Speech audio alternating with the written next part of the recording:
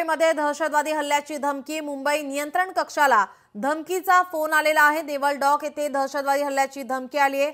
आताची ही सर्वात महत्त्वाची बातमी आपण पाहतोय। मुंबईत दहशतवादी हल्ल्याची धमकी आली आहे। या ठिकाणी मुंबई नियंत्रण कक्षाला धमकीचा फोन आलेला आहे। नेवल डॉक येथे दहशतवादी हल्ल्याची धमकी आलेली आहे। आपल्या प्रतिनिधी भाग्यश्री प्रधान आचार्य आपल्यासोबत फोन लाईन वरून जोडल्यात। भाग्यश्री, काय अधिकची माहिती?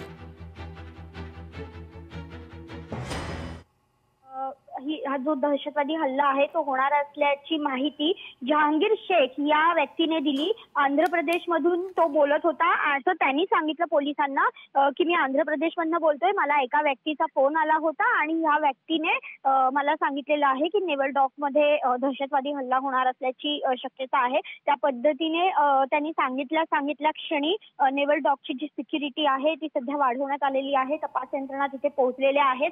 या व्यतिरिक्त जर एक गोष्ट बघितली तर नेवल डॉक मधनं याआधी देखील अनेक जी लोक होती त्यांना या अशा पद्धतीच्या कारवाया करताना पकडलेलं होतं। त्यामधलाच एक वर्मा नावाचा मुलगा होता ज्याला कळव्यामधनं एटीएसने 2 ते 3 महिन्यांपूर्वी अटक केली होती। त्यांनी नेवल डॉकचे जे सगळे डॉक्युमेंट होते ते बाहेर आणण्याचा प्रयत्न केला होता। या व्यतिरिक्त जर बघितलं तर आणखीन देखील काही अशा हालचाली नेवल डॉकमध्ये आधी देखील पाहायला मिळाल्या होत्या।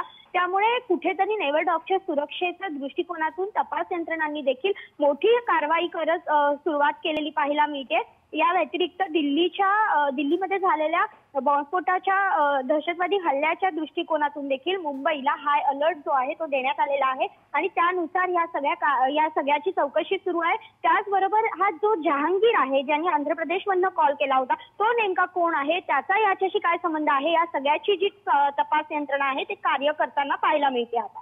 जी, धन्यवाद भाग्यश्री आपण दिलेल्या सविस्तर माहितीसाठी। शाही मराठी ऐका, पहा, जागरूक रहा।